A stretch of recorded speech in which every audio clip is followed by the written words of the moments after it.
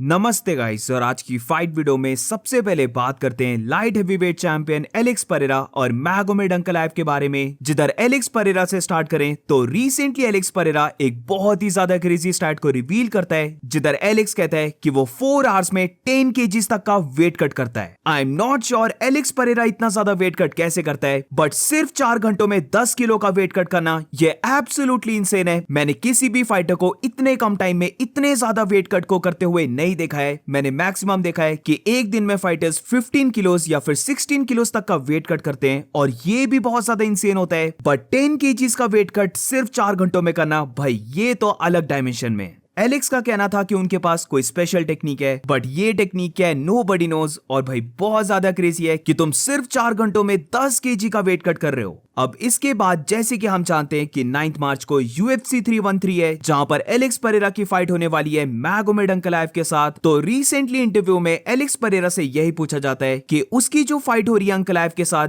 क्या वो इस फाइट के लिए एक डिफरेंट ट्रेनिंग कैंप कर रहा है या फिर स्पेशल टेक्निक्स को यूज कर रहा है ताकि वो अंकलाएव को बीट कर सके। तो इसको लेकर मैं झूठ नहीं बोलूंगा, मुझे लगा कि एलेक्स परेरा बोलेगा कि वो ज्यादा ग्रैपलिंग की ट्रेनिंग कर रहा है, बट ऐसा कुछ भी एलेक्स परेरा नहीं बोलता है। बल्कि एलेक्स परेरा का कहना था कि जैसे वो नॉर्मली ट्रेन करता है, वो वैसे ही मैगोमेड अंकलाएव के लिए भी ट्रेनिंग कर रहा है। अब पता नहीं तुम में से कितने लोगों ने ये चीज को नोटिस किया है, बट मैंने रिसेंटली देखा है कि एलेक्स परेरा कुछ ज्यादा ही इंटरव्यूज, फैन मीट्स कर रहा है, वो बहुत ज्यादा ड्राइविंग भी कर रहा है। कभी कभार हम एलेक्स को जेट में भी देख रहे हैं। तो एलेक्स परेरा की ये सारी स्टोरीज को देखकर लगता ही नहीं है कि कपल ऑफ वीक्स में अब उसकी फाइट होने वाली है, जहां पर है तो वो ट्रेनिंग कैंप में, बट जितनी भी स्टोरीज अभी एलेक्स परेरा को लेकर आ रही हैं, तो वो हमेशा कहीं ना कहीं बाहर होता है पब्लिक के साथ। अब ये चीज मैगोमेड अंकलाएव ने भी रेस की थी कि वो खुद बहुत ज्यादा हार्ड ट्रेनिंग कर रहा है, बट एलेक्स परेरा बस वर्ल्ड टूर्स कर रहा है, वो ज्यादा ट्रेनिंग नहीं कर रहा, वो हर जगह इंटरव्यूज कर रहा है, फैन मीट्स कर रहा है, और बेसिकली परेरा सीरियस नहीं है इस फाइट को लेकर। अब हु नोस, हो सकता है कि एलेक्स परेरा जानबूझकर ऐसी स्टोरीज को पोस्ट कर रहा है जहां पर उसकी ट्रेनिंग ओवर होने के बाद वो थोड़े टाइम के लिए ऐसी चीजें कर रहा है ताकि मे बी वो शो कर सके सबको कि वो अंकलाएव की फाइट को कितना लाइटली ले रहा है, क्योंकि बस मुझे यही ऑप्शन लगता है। और इसके अलावा अगर सच में एलेक्स परेरा बहुत लाइटली ले रहा है अंकलाएव को, तो ये उसकी सबसे बड़ी मिस्टेक हो सकती है, क्योंकि एक बात फॉर श्योर है कि इस पूरी लाइट हेवीवेट डिवीजन में स्टाइलिस्टिकली मैगोमेड अंकलाएव ही एलेक्स परेरा का सबसे टफ ओपोनेंट है। अब मैगोमेड अंकलाएव की भी थोड़ी सी बात करें तो रिसेंटली हेवीवेट फाइटर एलेक्जेंडर वॉल्कोव ने मैगोमेड अंकलाएव के ट्रेनिंग कैंप को ज्वाइन कर लिया है। और अब moving on to the next update, तो ये एक काफी छोटा और एक फनी सा अपडेट है, जहां पर रिसेंटली हमसाद इस वाली फोटो को पोस्ट करता है और इसके ऊपर लिखता है गुड मॉर्निंग ड्रिकस डुप्लेसी। अब ये रैंडम ट्वीट हमसाद से थोड़ा सा फनी था, बट इसका जो ड्रिकस ने रिप्लाई दिया है वो काफी ज्यादा फनी है, जहां पर डीडीपी इस वाली मीम को पोस्ट करता है जो ऑब्वियसली सबने देखा है, और ये यहाँ पर बहुत अच्छा फिट हो रहा है, क्योंकि ये ऑलमोस्ट कंफर्म ही है कि ड्रिकस डुप्लेसी की फाइट होने वाली है हमसाद चिमाएव के साथ। तो इनके बीच जो प्रेस कॉन्फ्रेंस होने वाली है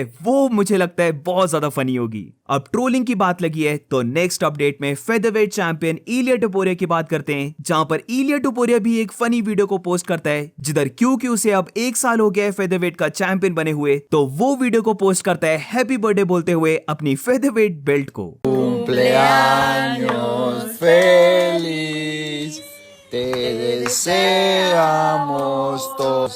Cumpleaños feliz. और अब moving on to the next update, तो अब बात करते हैं वेल्टरवेट चैंपियन बिलाल मोहम्मद की, जहां पर वो बात करता है लाइटवेट चैंपियन इस्लाम महाचेव के साथ पोटेंशियल फाइट के बारे में, एंड ऑल्सो उसके कंफर्म नेक्स्ट ओपोनेंट शाफकात राखमनोव के बारे में। तो इस्लाम की ही बात से स्टार्ट करते हैं, जहां पर रिसेंटली बिलाल मोहम्मद से यही पूछा जाता है कि इस्लाम ने एक इंटरव्यू में बोला था कि वो डेफिनेटली चाहता है वेल्टरवेट चैंपियन बनना, तो क्या बिलाल मोहम्मद इस्लाम महाचेव को टाइटल शॉट देने वाला है और क्या वो इस्लाम के साथ फाइट करेगा। तो इसके रिप्लाई में बिलाल मोहम्मद एक बार फिर से कंप्लीटली मना कर देता है, जहां पर वो कहता है कि देयर इज नो वे कि वो इस्लाम महाचेव के साथ फाइट करने वाला है, वो उसे ब्रदर कंसीडर करता है, उसने इस्लाम के साथ ट्रेनिंग की है, और जब वो किसी के साथ ऐसी ट्रेनिंग करता है तो वो डेफिनेटली वैसे फाइटर के साथ फाइट करना नहीं चाहता, और इसीलिए उसके ओपिनियन में जब इस्लाम महाचेव वेल्टरवेट डिवीजन में आने के लिए रेडी होगा तो वो खुद वेल्टरवेट डिवीजन से चले जाएगा मिडिल वेट डिवीजन में। 185 पाउंड फाइटर्स यानी कि मिडिल वेट डिवीजन के बारे में बिलाल मोहम्मद मोहम्मद का ये कहना था कि middle weight division one of the easiest division है फाइट करने में, जहां पर अपार्ट फ्रॉम हमजा चिमाएव कोई भी ऐसा फाइटर नहीं है मिडिल वेट डिवीजन में जो उसे ट्रबल दे सकता है। ड्रीकस डू प्लेसी और शॉन स्ट्रिकलैंड जैसे फाइटर्स सक करते हैं फाइटिंग में, तो उनके अगेंस्ट बिलाल मोहम्मद को लगता है कि इन दोनों के साथ उसकी फाइट बहुत ईजी फाइट है। अब पर्सनली मुझे ऐसा जरा भी नहीं लगता, जहां पर हमजा चिमाएव और ड्रीकस डू प्लेसी तो बिलाल मोहम्मद के लिए काफी टफ ओपोनेंट है, बट यहां पर क्योंकि बिलाल ने शॉन स्ट्रिकलैंड का नाम लिया है, 185 पाउंड्स बेशक ऐसा लगता है कि थोड़ी सी स्लो डिवीजन है, बट इन फाइटर्स के पास डेफिनेटली बहुत ज्यादा पावर होती है और स्टेमिना लाइक शॉन स्ट्रिकलैंड जो बिलाल मोहम्मद के स्टेमिना को काउंटर कर देगा। और we know for a fact कि बिलाल मोहम्मद शॉन स्ट्रिकलैंड को फिनिश नहीं कर सकता, तो ऐसे फिर बिलाल मोहम्मद का शॉन के साथ जीतना बहुत मुश्किल है।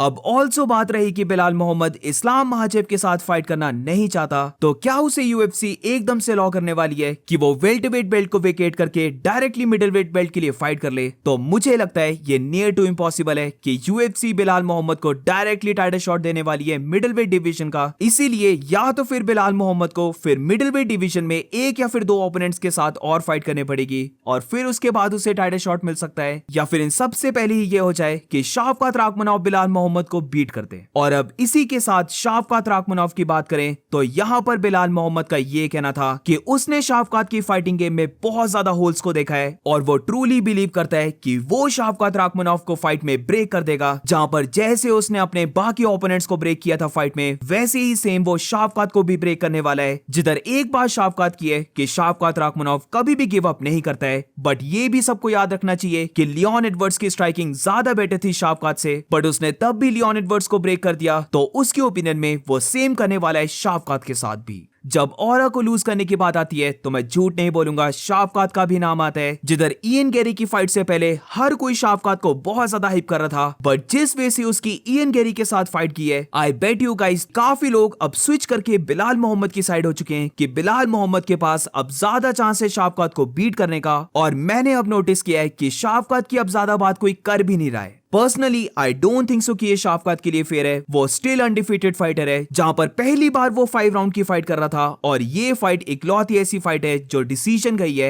एंड ऑल्सो हमें ये भी कंसिडर करना होगा कि इयन गेरी की फाइट में शाफकात राखमनोव इंजरी के साथ फाइट कर रहा था, तो एकदम से अब शाफकात को बिलाल मोहम्मद की फाइट से काउंट आउट ही कर देना, ये तो मुझे ठीक बात नहीं लग रही। But what about you guys, क्या अब तुम्हें लगता है कि बिलाल के पास ज्यादा चांस है शाफकात को बीट करने का, या फिर काफी लोग अब शाफकात को अंडर एस्टिमेट कर रहे हैं? Do let me know in the comments. और इसी के साथ वीडियो को एंड करते हैं। अगर तुम्हें वीडियो अच्छी लगी हो तो please make sure to like subscribe. मिलते हैं नेक्स्ट वीडियो में।